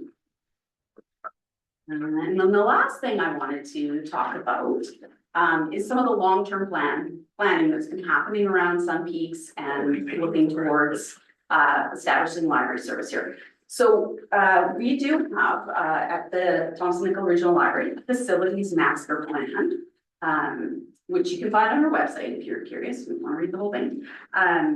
and it basically lays out, what we should be doing for sustainable modern library service going forward as it relates to our physical spaces. And in that facilities master plan that was approved by the board in 2020, the TNRD board, and then had a renewed mandate in 2023. There are 10 key priorities, and one of those key priorities is a library in Sun Peaks. So just so that folks are aware that this has been on our radar for some time, and knowing that it is important. And that we do also, since time immemorial, because none of us can remember for how long, we have had $750,000 held in capital reserve for the development, and that a library here in Sun Peaks, and that has been approved by the board for that purpose, and it's been there for a long time. 750,000 might seem like a lot, but we all know that things are expensive these days, and you have to buy shelving and book lockers and, high quality furniture. We have to be realistic about how far that 750,000 can go. But just to flag for folks that this is something that we have been thinking about and planning for some time. I'll just pass it off to Melissa. Sure. Well, hello, everyone. Thanks for having us here today. So my name is Melissa Lowenberg. I'm the manager of community libraries and engagement. So as Julie mentioned, I work with our 10 community libraries and local library service. So that's everywhere from Blue River down to our folks in Merritt, and our former Lytton service as well that we lost in the fire. So on the road quite a bit and working with our communities. And obviously no two communities are the same, but we absolutely look for modern space. We're not talking about your fusty old nostalgic sort of libraries, right? We're talking about bright new spaces, flexible places, places that encourage people to come and gather. So as services need to change, say, for example, we need a programming room, can we move our shelving around, being flexible for what the community needs and wants. So we want spaces where people can bring their coffee in, if that's what they choose or not. We're not that quiet place necessarily anymore. We do a lot of really interesting programs. So what could a Sun Peaks library offer? So right now we're 10 to 1 up here on Sundays, and we are 2:15 to 3:15 at Whitecroft. So typically our Cache Creek Library, for example, is 16 hours a week. We try to have a 4-hour shift. That's a morning service, maybe for a story time. An afternoon to capture the after school kids, an evening for maybe senior book club or out book club or an author visit, something like that. And then we try and do a Saturday or possibly a Sunday. It's been really successful up here to catch folks who work Monday to Friday. So we work with our communities to really try to understand what's going to work with the community. We survey, we ask, when would you visit? What services do you need? What are you looking for? In every community, it is a little bit different. This, for example, is our Cache Creek branch. We opened that one in 2013. That was designed by Blue Green Architecture out of Kamloops. They also did our Logan Lake Library. Those are our last two custom design builds that we did. And of course, I hope everyone has visited our tiny library in Aberdeen Mall, which has been just an amazing success. So that's a little bit of a different model in that it was a lease situation for us as we look forward to our newest coming along is Dufferin as well. So a couple of other examples. So Chase is Chase or Clearwater. They're in our mid-6 band. So they, just to give you kind of a different idea about They're 32 hours a week, so they're open beg your pardon, Tuesday to Saturday, so 6 hours opening those days. So we have a range of service that we might offer there. And then also in terms of the size of the spaces. So for example, Cache Creek, Savanaugh, they're about 1,000 square feet to 1,700 square feet. Our Clearwater, Chase, Logan Lake Library, they range from 2,700 to 4,200 square feet. So we're looking for accessibility. That's absolutely a core thing that we need these days. Single floor, large, wide entrances.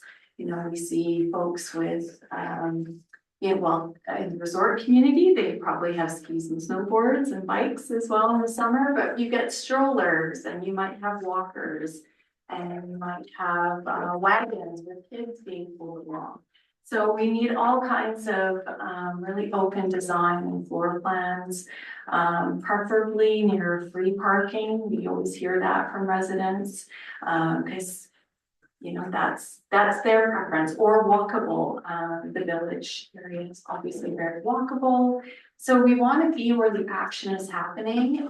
We know libraries perform best if they're close to recreation or grocery, the things that people, you know, they're using their free time to do. So we want to be in those places. We want to be well lit, enjoyable spaces. We want to, just really welcome everyone and evolve as the community evolves and needs. A few other things that could be considered, depending on the space that we elect to, you know, that we find. We do meeting rooms with similar kinds of technology for the public. We find that people are doing telehealth, or they're doing nonprofits need a space to meet, or clubs or things like that. So we have a lot of demand for public meeting spaces because we don't charge for those spaces. You're in a sports group, that can really add up for a club. Jenny mentioned Holtz Locker, our tiny Aberdeen library. We've got our Holtz Locker was sort of a concept there, and it's done excellent. So it's been very, very successful, but that does depend on the space. It does have to be indoors if they're not weatherproof, things like that. We've also got the Ashcroft Library has been our pilot for Service Extender. So that's like an after hours access for pre-registered patrons. So last year we had 258 entries by about 30 core users of that service. So they're going in on a Monday when staff from Kamloops or North Kamloops libraries can help them with any questions. It's been a real hit. So those options are space dependent and dependent on the community too. So I think I've kind of talked about what it could look like. And at this point, I'm probably just turn things over for questions and discussion. We really want to hear any concerns and your thoughts and ideas too. Councilors, thank you very much. That was great. Appreciate it. I have a few, but I'll open it up first. Anybody? Good. Obviously, I got probably a little more knowledge about some of the background and some of the rest of council. A couple of quick questions. One was, so we talked about the difference. There was some 60, the libraries that are operating on the 16-hour model, and we've got some libraries that are operating on 32 model. Can you maybe give us some sort of understanding of what's the threshold there? Like what makes the decision between a 16-hour library and a 32-hour library a week? How's that? Is it black and white or is it kind of gray? The way I understand it, most of natural color is, and just keeping in mind, I've been with TNRD for 4 months. Yeah.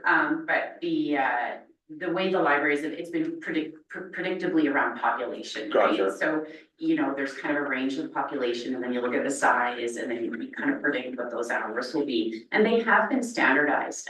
What Melissa's been looking into with some of our other libraries is, do we have to retain these standardized hours, or can we be a little bit more flexible where demand is higher? So it really resonates with me when I hear, like, are we getting the value for the service that we're paying for in a specific community? And that is always a conversation between the community, service provider, negotiating that across a region. So we kind of have that triangle we have to think about. But to your point there, I think there's, it's a conversation we would have to have. And then what we do as the, you know, particularly Melissa and Jenny do, is they monitor that usage. So you've seen what they've done over the years with the mobile library, is they've made it more and more accessible as demand is growing, right? So if we were to start you where you would normally be at say 16 hours, we can look at that over a period of time and do an analysis. As you all know, that as a member of the TNRD board, there's always operation costs associated with the hours that are paid. So that's something to think about as well. Part of that, then just kind of, so, because obviously, like, for me, when I think in terms of our population base, I don't think of Sun Peaks as being just that. And the 1,400 that is our last census is literally, we're almost coming up to, I think 26, this next year, we're got another census coming, that number's probably more like 17 now. We've got 500 in Whitecroft, which is just a rock's throw down the road, so in my mind, I'm thinking 22. But as we discussed, and Councillor Dye mentioned, or talking, what Jamie was presenting is this, that's the recorded number of people who live here full-time on a year-round basis. Yeah. Then we have hundreds of seasonal workers who will probably and likely be significant users of a facility like this. Printing new resumes, going to the next, or just needing a quiet place to go. So that part, and maybe you could elaborate a little bit on the hour extender, because I think in a community with unique, the vast majority of the population here doesn't work Monday to Friday, 9 to 5. So I envision that an hours extender model is something that would have huge benefit and might even be statistically, population wise, used more than in other communities that have traditional daytime, you know, jobs and culture. Can you elaborate a little bit on with the group on how our extender works in that regard in other communities? So it's a pre-registration.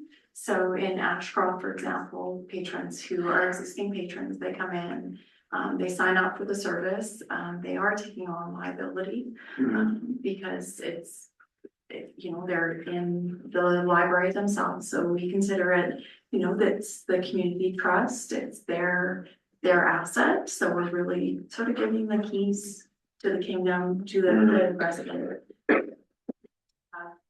Video surveillance in there, and yeah, so they can come in. It is during the service hours though of the main libraries in Kamloops.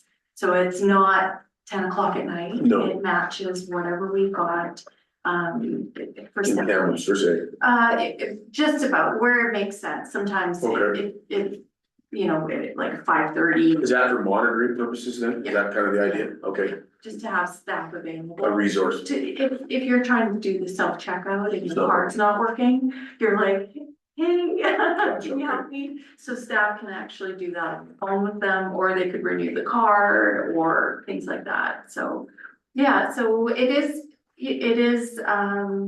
you know, the design of Ashcroft lends itself to the safety of the building too, though. It's like a big fishbowl. So it is, so people from the outside, we've got motion lights in there, so lights are on as soon as anyone's in there.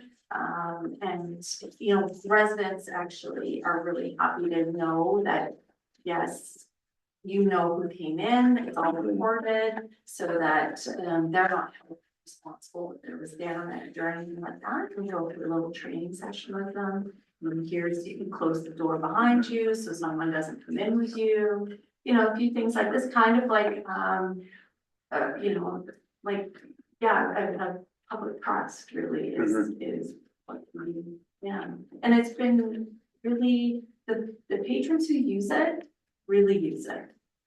Because there's shift workers, you know, we've had high school folks who need a place to study, they've got a big family, Noisy libraries, Yep. we've had, a lady doing her PhD actually living down there and just needing the internet reliably, so different users that maybe we don't always consider, so, yeah. So, thank you.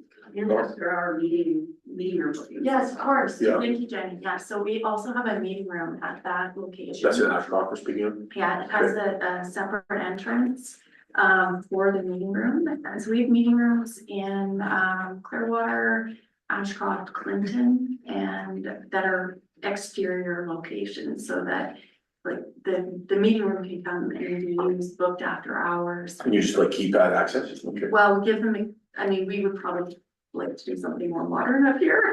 Yeah. Those are older facilities, so So we're using a key. Is it okay? Okay, gotcha. Okay. But yeah. yeah, I'm more modern or fob or. Fob or something, yeah, code got Or it. something like that. We're using the keypad at Ashcroft for the service extender, but for the meeting room, it's still a. It's still a key, yeah, Councilor John. Yeah, I was just kind of wondering, a bit like on timeline on this, like we don't have probably a spot right now where there could be 100% the permanent forever home of the library, but there is currently some spaces I can think of where we could get something up and going probably fairly quickly, and that might not be the forever home. So is there an opportunity to have this set up to be running as like the library running, knowing that that won't be the forever home? well, I think today was more also just gauging interest and support for moving ahead. I think there would be other, yeah, So we were looking at a couple of options for Sun Peaks, just in context of, just again with the mobile library review, because we're dealing with some vehicle issues as well. So we just want to make sure we're making sure that service is sustainable. But with that, we had looked at like what sizes would look like. We looked at that $750,000, what the first couple of years of service would look like. And in a couple of the scenarios, we did run through, if we opened in a not ideal location, what does that look like? Long term, if we do have to move, what would the cost of that be? And that's where you start to run into like the tenant improvement issues. So where you actually have to have, we have accessibility standards, for example, in the province that we have to follow in public libraries. So we have to meet certain, I mean, they are standards, but they're, they're met where they're met, right? So some things are grandfathered in, et cetera. So there are some things we would have to meet. So I don't know if we can answer that specifically. We've not run through all of the operational considerations for that. I know, just looking at the demand, and the experience we're having just on Sundays with the mobile library sooner rather than later is something that we're considering for going for approvals to move forward with the operational for the library. But again, I hear what you're saying. Well, I mean, it's all, this We has, have to go back every time. and over this ask course of them. my term on council, this has come up a few times where it's getting to the point where you look at the community, the people that are using it, how many people are here, but also what tax dollars are going towards the library. Honestly, the amount of tax dollars we're paying is a lot more than any of those communities you listed up there having 16 hours a week. And if you look at the $14 per 100,000 of assessment up here, we're probably providing more than most of the places that are getting 32 hours a week. So again, I get it, it's maybe not the ideal spot. It's not like the town of Clinton where it's flat, some space, and the city can just go, hey, here's a vacant spot, build the library right there. But I think if you talk to the community, and I think if you talk to the council, there's definitely, I think, going to be a lot of willingness to find some kind of solution that works, and sooner rather than later. Absolutely. You're offering to build it? I can talk, I can talk to someone that I know has some vacant Okay, commercial good. I know space. you have friends that are carpenters. I'm not sure I question your carpenter skills. No, it won't be me. It is important though that it's able to be sustained for a reasonable. And I was just gonna ask that, obviously, when, when sitting as director, when you're coming to the Yeah. board and saying, okay, we wanna put a library wherever it is. Yeah. And we're gonna spend a set amount of dollars, you don't wanna be like, okay, by the way, we're coming back to the drawing board in 4 years because we're getting kicked out. Right, like you wanna be able to know that those capital costs are gonna be spread out over a fairly reasonable period of time. And it is the capital cost. We do kind of look 5 years ahead, but we do have that 10-year plan, Mhm. that needs to be reviewed at some point as well. Like, I think Melissa, like, you know, she does the day-to-day management of all of these 10 facilities plus the mobile library, and she's got half a dozen renovations and facility things that she's kind of helping our facilities team steward this year as well. So there's always that give and take every year with the Yeah, facilities. because that it just we finished Clearwater. Yeah, Right. so, and this year's Merit, North Cam is going through a major Mhm. renovation because it's very well used as well, so. A couple more operational questions if I could. Just kind of looking, I'm kind of thinking back when I lived in Rayleigh, I was in Kamloops when my kids were young. And I was coming to programs in the summertime, at the North Shore Library. In these smaller outposts where you are working with limited hours, do you in summer options offer camps, programs around reading and stuff like that with those shorter hours for Yeah, kids? that's a great question. So, it's standard across the system to offer summer reading club, so. That's already for all ages, from zero to the other end. 100, whatever, 120. It actually prevents the summer slide, which is where kids can lose a full grade of reading level if they're not working on the summer. And but we keep it fun, a little bit different than schools. We make it like fun games, recreational, you know, like that's how we help keep those literacy levels. So typically, so I mentioned Cass Creek, so the reason why is because that is that 16-hour-a-week band, but we've got a story time there. We've got an adult book club. We've got a knitters group that comes in. So even though those small libraries are just a modest, they're still programming. So we use something like self-checkout so that if I'm busy doing my puppet and story time over here, residents can come and check out, and they can use the computer and they can print. So we try to make things, you know, like sort of self-sufficient as well, so that if the staff are busy helping someone, other folks, they can help themselves too, right? You've got the holds out there, so you can get your hold, and the new RFID technology that Jenny's installed everywhere. It is super slick. You put your books down on the pad and it's like bloop, bloop, bloop, bloop, bloop, all done, right? The technology these days, you know, we're leveraging all of that to make things more efficient and have the staff face forward, because that's what they're really good at. They're really good at engaging with the public, with helping people. So yeah, that's hope that kind of helps to bring. Two more. Yeah. I know in the city-based locations, and it's been successful for quite a while now, the TNRL is partnered with River Song Guitars. Is this community a fit for something like that? To have instruments available, and the reason why I bring that up is because we've got lots of folks coming here seasonally working, you know, that might play guitar, but there's only so many things coming on the plane. Right, And they come here and access to things like that. Is that something you see as a possibility in this kind of model? Absolutely. So they're lendable across the system. So they don't just live in Kamloops. They travel from Blue River down to Logan Lake so all of our things are for everyone. So we have, we've got budding birder backpacks, so people can borrow binoculars and birding guides, so they could walk out to McGillivray and, you know, take one of those one day. We've got, you name it, we've got radon detectors, we've got, I'm gonna forget, half of Jenny's. Accommodation. Yeah, we've got all kinds of lendables that maybe folks wanna try before they would buy, or just things they might only use once or twice and then go, okay, that's cool, but no thanks, yeah. Last question. Yeah. So, Great one. just, and it's kind of maybe a two-piecer, but partnering with nonprofits on programs. And I know you do, like, you've done some like in-residence programs as well with the downtown location. Is that something you see, and as an example might be, Art Zone Sun Peaks, who have members that are writers and potentially then offering, say, a workshop at the library for older students, you know, whatever, or even adults who maybe want to learn about writing. Are those kinds of things something that you see kind of in a potential mix? Oh, yeah, so, you're opened up the can. Speaking your language, Or- very good. yeah, words here, so we do have a system-wide one book, one author, so that author travels around giving a presentation every year, so kind of that idea of everyone reading that one book to engage the community.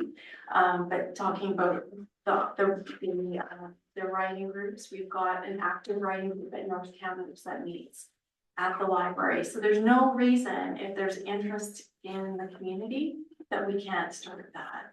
It's kind of by the community for in a lot of ways, right? So, a couple of the smaller branches have D&D groups for after school for the high schoolers. So we've got, a high schooler at Chase who's leading the younger kids in the D&D group after school, so. D&D. Oh, the dragon. Oh, okay, good. Yeah, I know it's Oh, okay. So Okay, we've there we had go. the zine club, Oh, cool, we've had okay. like, it's really depends on The the community, kids or people's the interests. seniors or the, and that's where that staff, that branch head, that engagement with their communities, coming back and saying, oh yeah, I've heard from all these people that, this would be really great here. And then we try it, we measure it, we advertise, we review it. How did that go? Do we try it again? Maybe we tweak it, maybe the time wasn't right. We just keep like sort of that continuous improvement cycle. That's what we try in the little libraries. That's, yeah. Thank you. I'm good. I'm not like, sorry. Go ahead, Councilor. Thank you again for the presentation. It was great. The possibilities of programming, the value they bring to community, your guys' passion, it's all amazing. Notably, there's been $750,000 put aside for us for many years. Unfortunately, that $750,000 is worth less today than it has been. So what you're asking us is to, or what you've come here to do is gauge interest in the community. I am super proud to say that this community is probably one of the most motivated communities you can find. I would challenge you to do so. So what is the ask? What does the community need to do? What are the markers that we need to hit so that we can Yeah. spend this money now? I keep coming to me, so I don't want to spend the So money. like, I think what the is, Peace what do we do? has done their job, I think, just gauging the interest in this room, and, obviously, we've heard this, we know we put the money aside, I think it was a few years ago.